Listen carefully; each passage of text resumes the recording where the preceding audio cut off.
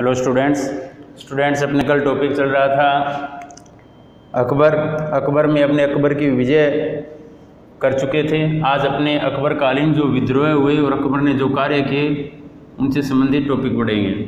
तो सबसे पहले विद्रोह की बात करें तो अकबर के समय 1564 ईस्वी में पहला विद्रोह हुआ। यह विद्रोह मालवा के गवर्नर अब्दुल्ला खां के नेतृत्व में उज़्बेकों द्वारा किया गया और उज़्बेकों द्वारा यह विद्रोह 2 बार किया गया। कितने विद्रोह हुए? उज़्बेकों द्वारा अब्दुल्ला के नेतृत्व में 2 विद्रोह हुए। उन दोनों ही इन विद्रोहों को अकबर द्वारा दबा दिया गया। इसके बाद दूसरे विद्रोह की बात करें तो दूसरा विद्रोह 1584 ईस्वी में हुआ, जो किसके द्वारा हुआ? यूसुफ जाइयों के द्वारा किया गया। किसके द्वारा किया गया? यूसुफ जाइयों के द्वारा किया गया। इस विद्रोह को दबाने के लिए अकबर द्वारा अब्दुर रहीम को भेजा गया। किसे भेजा गया? अब्दुर रहीम को भेजा गया। अब्दुर रहीम ने इस विद्रोह को दबा दिया और इस विद्रोह को दबाने के कारण अब्दुर रहीम को अकबर द्वारा खान खाना की उपाधि दी गई। अब्दुर रहीम को कौन सी उपाधि दी गई? खान खाना की उपाधि दी गई। खान खाना की उपाधि दी गई। उसके बाद अब्दुर रहीम को अब्दुर रहीम खान खाना कहा जाने लग गया। इसी जो 1584 में यूसुफ जाइयों का विद्रोह हुआ, इसी विद्रोह में जो अकबर का एक नवरत्न भी था, राजा बिरबल। कौन था? राजा बिरबल। इस राजा बिरबल की क्या हो गई? इस विद्रोह को दबाने में इसकी मृत्यु हो गई। यानी कि अब्दुर रहीम ने इसे दबा दिया, लेकिन इसके अंतर्गत जो विद्रोह दबाया जा रहा था, इसके अंतर्गत राजा बिरबल की मृत्यु हो गई थी। 1605 में इसके बाद अगर बात की जाए 2 विद्रोह हुए और 1605 में लंबी बीमारी के कारण अकबर की मृत्यु हो गई। अकबर को सिकंदरा में दफनाया गया। कहाँ दफनाया गया इसे? तो इसको सिकंदरा में दफनाया गया या सिकंदरा के मकबरे में दफनाया गया। इसे सिकंदरा के मकबरे में दफनाया गया। इस सिकंदरा के मकबरे पर बौद्ध जो कला है उसका प्रभाव देखने को मिलता है। कौन सी कला का प्रभाव देखने को मिलता है? बौद्ध कला का प्रभाव देखने को मिलता है। बौद्ध कला का प्रभाव देखने को मिलता है। देखिए बच्चों, यहाँ तक 2 विद्रोह और अकबर की मृत्यु अपने पढ़ चुके हैं। 2 विद्रोह पहला 1564 में मालवा के गवर्नर अब्दुल्ला के नेतृत्व में उज़्बेकों द्वारा हुआ। इसके बाद दूसरे विद्रोह की बात करें, उज़्बेकों द्वारा 2 विद्रोह हुए और 1584 में यूसुफ जाइयों द्वारा विद्रोह किया गया और यह विद्रोह अब्दुर रहीम द्वारा दबाया गया। इसीलिए अब्दुर रहीम को खान खाना की उपाधि दी गई। राजा बिरबल की इस विद्रोह के अंतर्गत मृत्यु हो गई। 1605 में बीमारी के कारण अकबर की भी मृत्यु हो गई। इसे सिकंदरा के मकबरे में दफनाया गया और इस जो मकबरा है सिकंदरा का मकबरा, इस पर बौद्ध कला का प्रभाव देखने को भी मिलता है। देखो बच्चों, आगे अपने पढ़ेंगे अकबर के जो कार्य थे उनके बारे में।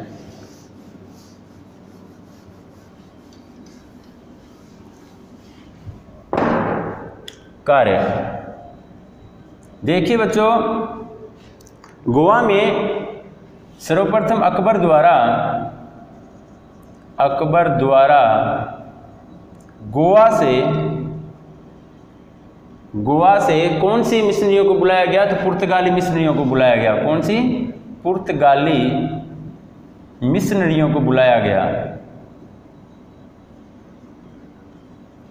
मिशनरियों को बुलाया गया। क्यों बुलाया गया? क्योंकि धार्मिक जो कार्य थे, ठीक है, या धर्मशास्त्रीय जो चर्चाएं थी उन पर चर्चा करने के लिए इन जो पुर्तगाली मिशनरियों को बुलाया गया। कारण क्या था? तो कारण था धर्मशास्त्रीय चर्चा करने हेतु। धर्मशास्त्रीय चर्चा करने हेतु और धर्मशास्त्रीय चर्चा करने हेतु अकबर ने 1575 में, कब?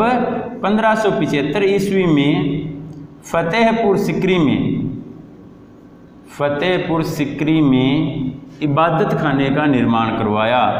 इबादत खाने का निर्माण करवाया। और इसके बाद 1581 में एक नए धर्म का प्रवर्तन किया। 1581 में एक नए धर्म कौन सा था? दीन ए इलाही धर्म का प्रवर्तन किया। दीन ए इलाही धर्म का प्रवर्तन किया। देखिए बच्चों, जो ये दीन ए इलाही धर्म था, इसमें शामिल होने वाला जो प्रथम पहला हिंदू राजा था वो था बिरबल। अगर इस दीन ए इलाही धर्म की बात की जाए तो इसमें शामिल होने वाला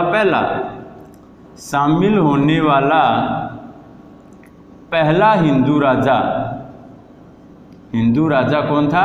बिरबल था। इस बात को ध्यान रखना भी, दीन ए इलाही धर्म में शामिल होने वाला प्रथम हिंदू राजा कौन था? तो प्रथम हिंदू राजा इसमें शामिल होने वाला कौन था? राजा बिरबल था।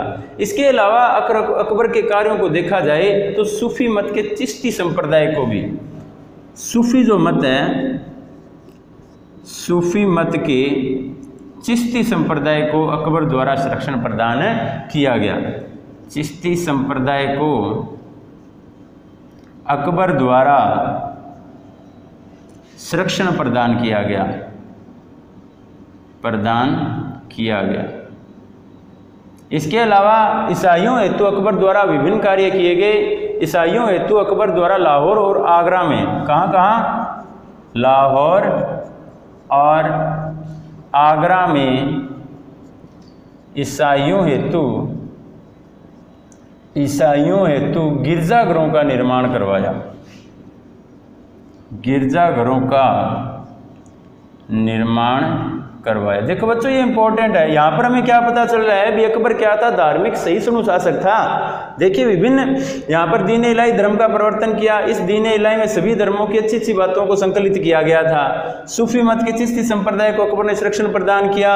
लाहौर में और आगरा में ईसाइयों हेतु गिरजाघरों का निर्माण करवाया। पुर्तगाली मिस्रियों को बुलाया। ठीक है, इस प्रकार से विभिन्न कार्य किए। और जैन मुनि जो हरिविजय थे, उन्हें जगत गुरु की उपाधि भी अकबर द्वारा दी गई।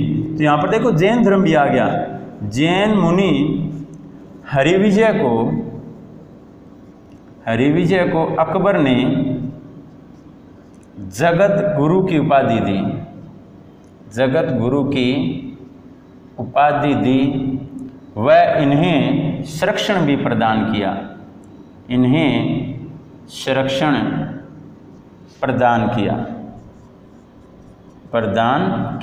अब देखिए जो यहाँ तक कार्य हो गए। यहाँ पर जो इसका नया धर्म था दीन ए इलाही धर्म, इस दीन ए इलाही धर्म का प्रधान पुरोहित किसे बनाया गया था? तो दीन ए इलाही धर्म का जो प्रधान पुरोहित है वो अबुल फजल को बनाया गया। किसे बनाया गया? अबुल फजल को। अकबर ने दीन ए इलाही धर्म का जो प्रमुख व्यक्ति है, ठीक है, अपने कहेंगे प्रधान पुरोहित अबुल फजल को बनाया। किसे बनाया? तो अबुल फजल को बनाया। इसी कड़ी में अकबर द्वारा 1583 ईस्वी में, कब? 1583 ईस्वी में एक इलाही संवत की शुरुआत भी की गई। कौन सा संवत चलाया गया? इलाही संवत भी चलाया गया। इलाही संवत चलाया। और 1564 को, इससे पूर्व ही अकबर ने जो जजिया कर था उसे बिल्कुल समाप्त कर दिया था। 1564 को अकबर द्वारा जजिया कर समाप्त किया गया। जजिया कर समाप्त किया गया।